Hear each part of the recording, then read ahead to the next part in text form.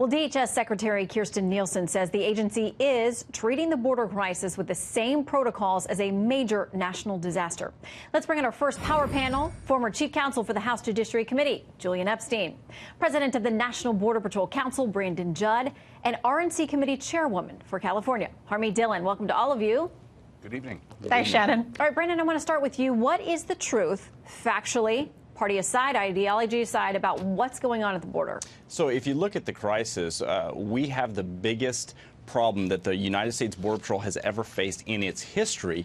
I worked in Tucson in the mid-2000s when it was the biggest crisis at that time. Now we're facing something completely different. We've had 25,000 people cross our border that were able to evade apprehension, that we don't know who they were, what their intentions are, that are now here in the United States. And they've done that because all of our resources are being taken to handle all of these asylum seekers. This is an actual crisis, and we have to do something about it. And if we don't, we're going to be in trouble. Well, Julian, across the partisan divide, it seems like people are beginning to agree there is a crisis, whether they want to call it humanitarian or a national security crisis or both. I mean, they agree that the numbers that are surging past are now leading to a situation where more and more people are left in a situation where they're either going to be released, and they know that, and they're coming here as family units or as unaccompanied minors, or they're going to be turned around and really not have a chance to pursue the life they would like to, simply because the numbers,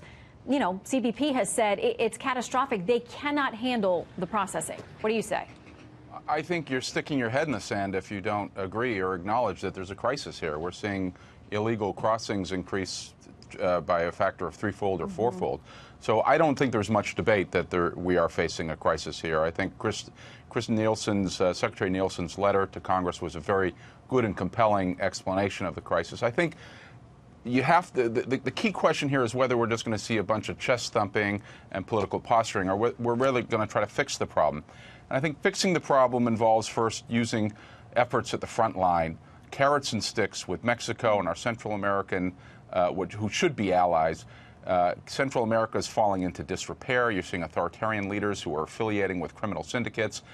It's chaos, and the U.S. has got to step in and play a leadership role. I think cutting off aid is the wrong thing to do. That's the first step. The second step is border security.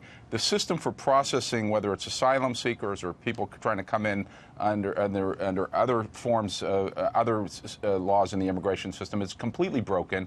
The system's overwhelmed. We don't have the ability to handle the number of people that are crossing.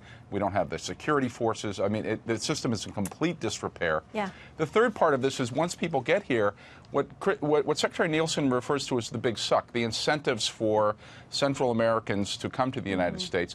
We're doing nothing about that. We're doing nothing about visa overstays. We're doing nothing about employer sanctions. Yeah. If we're serious about this, we've got to deal with all three prongs. Using carrots and sticks with our Central American countries, fixing the border security problem and the processing problem, which is in complete disrepair, and then taking away all the incentives for people to abuse the system once they're here. I mean, Harmeet, let me bring you into this because it's interesting because the New York Times also points to this, as did the president today, that it's a two-pronged, really big issue. As far as the immediate enforcement here, he says Mexico and he says Congress. New York Times says this: migration surge from Central America was spurred in part by Mexican policies.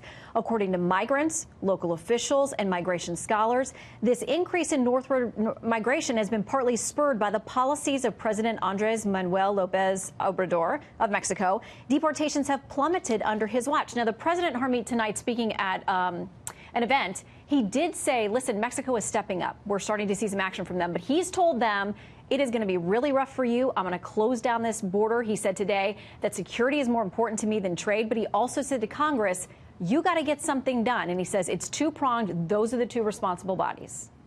Yes. Well, the problem here is that the president seems to be the only one really taking leadership and trying to propose some solutions here. I think closing some of these 50 border checkpoints and crossings is one area that he could do, but it's going to hurt Americans as well.